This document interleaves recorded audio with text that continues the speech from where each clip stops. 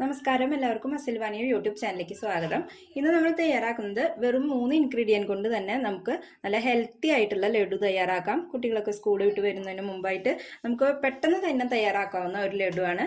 അപ്പോൾ എല്ലാവരും ട്രൈ ചെയ്ത് നോക്കുക. അപ്പോൾ നമുക്കിത് എങ്ങനെ ചെയ്യണമെന്ന് നോക്കാം. അപ്പോൾ നമ്മുടെ ഈ ലഡു തയ്യാറാക്കാനായിട്ട് 1.5 കപ്പ് ചെറുപയർ എടുത്തിട്ടുണ്ട്. അതുപോലെ തന്നെ 1/4 കപ്പ് അളവിൽ നമ്മൾ കുറച്ച് റാഗി പുല്ല് എന്നൊക്കെ പറയില്ലേ, അതെടുത്തിട്ടുണ്ട്. ഇതിലേക്ക് നമുക്ക് ഇത് ഓപ്ഷണലാണ്. നിങ്ങളുടെ കയ്യിൽ ഏതെങ്കിലും നട്ട്സ് ഉണ്ട് വെച്ചെങ്കിൽ അത് ഉപയോഗിക്കാം, അത്ര മാത്രമേ ഉള്ളൂ. നമ്മൾ കുറച്ച് ബദാം പരിപ്പ് എടുത്തിട്ടുണ്ട്. അതുപോലെ തന്നെ ഒരു 1/2 കപ്പ് അളവിൽ നമ്മൾ കപ്പലണ്ടി എടുത്തിട്ടുണ്ട്. അപ്പം എല്ലാം നമുക്കിത് സെപ്പറേറ്റ് ആയിട്ട് റോസ്റ്റ് ചെയ്തെടുക്കണം. അപ്പോൾ ഈ ഒരു കപ്പിൻ്റെ അളവിൽ തന്നെയാണ് ഞാൻ എല്ലാം എടുത്തിരിക്കുന്നത് കേട്ടോ. 1.5 കപ്പ് ഇതും, അതുപോലെ 1/4 കപ്പ് അളവിൽ റാഗി, പിന്നെ നിങ്ങൾക്ക് അണ്ടിപ്പരിപ്പ് ഉണ്ടെങ്കിൽ അത് ചേർക്കാം.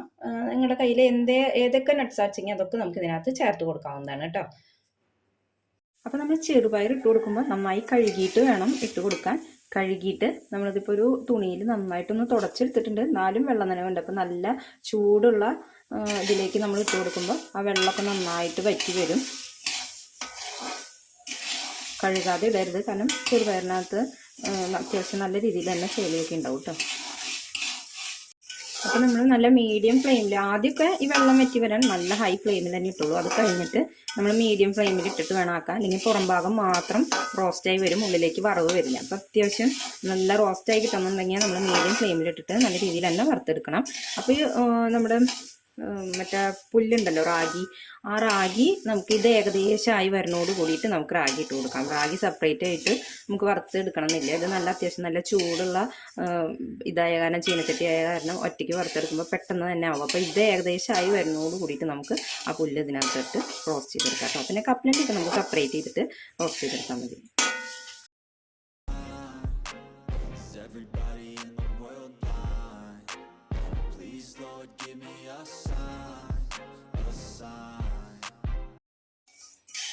ഇപ്പോൾ നമ്മുടെ പയറും നമുക്ക് നന്നായി റോസ്റ്റായി വന്നിട്ടുണ്ട്. നമുക്കിത് മാറ്റിയെടുക്കാം. അപ്പോൾ റാഗി ആയാലത് നന്നായി കഴുകിയിട്ട് വേണം നമ്മൾ ഇതിനകത്ത് ചേർത്ത് കൊടുക്കാൻ കേട്ടോ. അതുപോലെ തന്നെ റോസ്റ്റായിട്ട് വരുമ്പോൾ നല്ലൊരു സ്മെല്ല് വരും. അത് തന്നെയാണ് അതിൻ്റെ ഒരു പാകം എന്ന് പറയുന്നത്. ഇനി നമുക്കിത് മാറ്റിയെടുക്കാം. അടുത്തതായിട്ട് നമുക്ക് എടുത്തു വെച്ചിരിക്കണം കപ്പലണ്ടിയും അതുപോലെ തന്നെ ബദാം പരിപ്പ് ഇട്ട് കൊടുക്കാം. അപ്പോൾ കപ്പലണ്ടി തൊലിയുള്ളതാണ് വെച്ചെങ്കിൽ അത് നമ്മൾ സെപ്പറേറ്റ് ചെയ്തിട്ട് തന്നെ വറുത്തെടുക്കണം. അപ്പോൾ വറുത്തതിന് ശേഷം നമ്മൾ അതിൻ്റെ തൊലിയൊക്കെ കളഞ്ഞെടുക്കുക. ഇതിപ്പോൾ അങ്ങനെ അല്ലാത്തതായ കാരണമാണ് ഞാൻ ഒരുമിച്ചത് ഇട്ടത് കേട്ടോ. ഇതും കൂടി നമുക്കൊന്ന് റോസ്റ്റ് ചെയ്തെടുക്കാം. അടുത്തതായിട്ട് നമ്മൾ കുറച്ച് നെയ്യ് ഒഴിച്ചു കൊടുത്തിട്ടുണ്ട്. അതിലേക്ക് നമുക്ക് 1 കപ്പ് അളവിൽ നാളികേരം കൂടി ചേർത്ത് കൊടുക്കാം. അരമുറി നാളികേരമാണ് നമ്മൾ എടുത്തിരിക്കുന്നത് കേട്ടോ. ഇതും കൂടി നമുക്ക് നല്ല രീതിയിലൊന്ന് റോസ്റ്റ് ചെയ്തെടുക്കാം.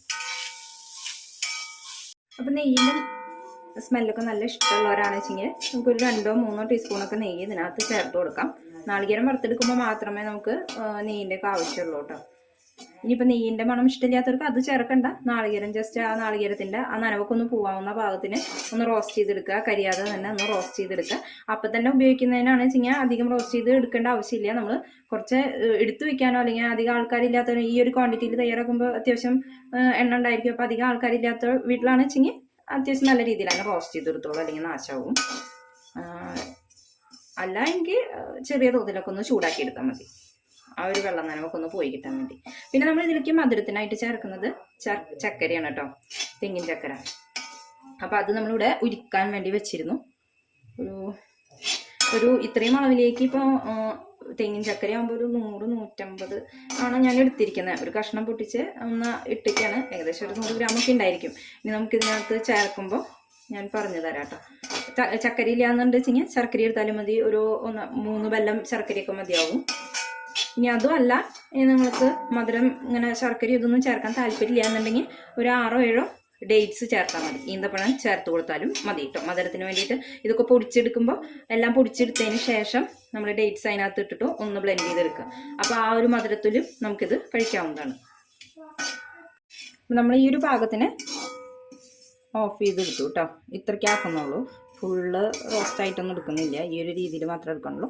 ഇനി നമുക്കിത് പൊടിക്കാനായിട്ട് ഇത് നന്നായിട്ട് ചൂടാറട്ടെ. അപ്പോൾ നമ്മുടെ ഈ ഐറ്റംസൊക്കെ നമുക്കൊന്ന് പൊടിച്ചെടുക്കാം. അപ്പോൾ പൊടിച്ചെടുക്കുമ്പോഴേ ഇതെല്ലാം നമുക്ക് ഒന്ന് മാറ്റി വെക്കാം. ചെറുപയർ നല്ല ഫൈനായിട്ട് പൊടിച്ചെടുക്കുക. അതുപോലെ ഈ കപ്പലണ്ടി അതുപോലെ ബദാം പരിപ്പൊക്കെ നമുക്ക് അത്ര അധികം നൈസായിട്ട് പൊടിക്കേണ്ട, ഇടയിൽ ചെറുതായിട്ട് കടിക്കാൻ കിട്ടുന്നത് നല്ലതായിരിക്കും. അപ്പോൾ നമുക്ക് ഇതൊന്ന് മാറ്റിയെടുക്കാം. എന്നിട്ട് ചെറുപയറും റാഗിയും നന്നായിട്ടൊന്ന് പൊടിച്ചെടുക്കാം.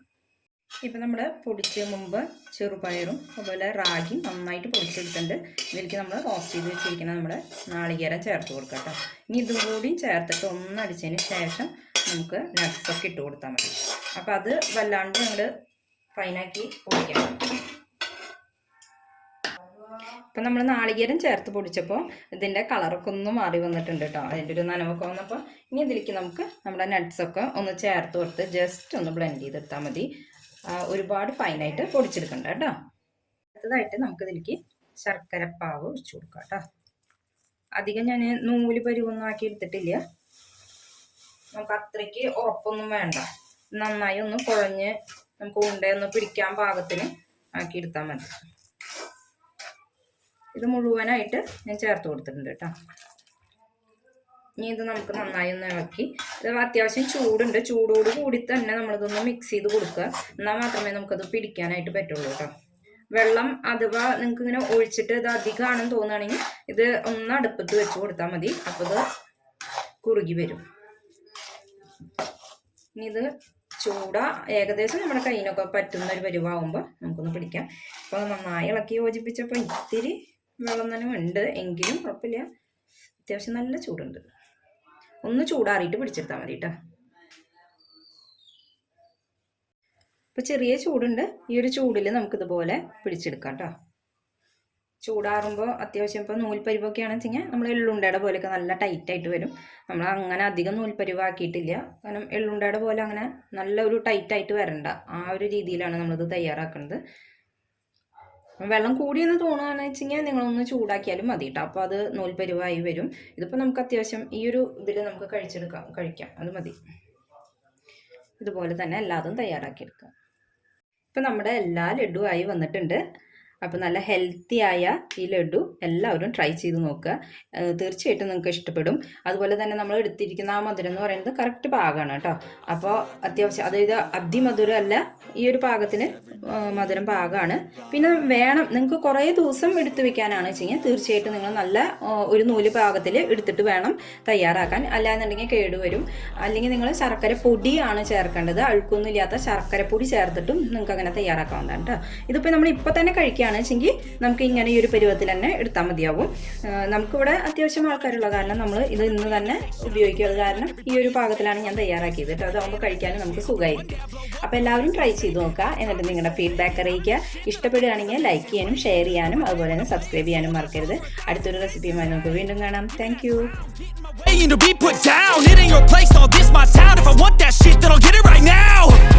I'm losing it, the noose it fits, I'm losing shit, a stupid myth. You choose to live or choose to dip, you choose to fight or lose your grip and lose a gift. I feel like I'm losing my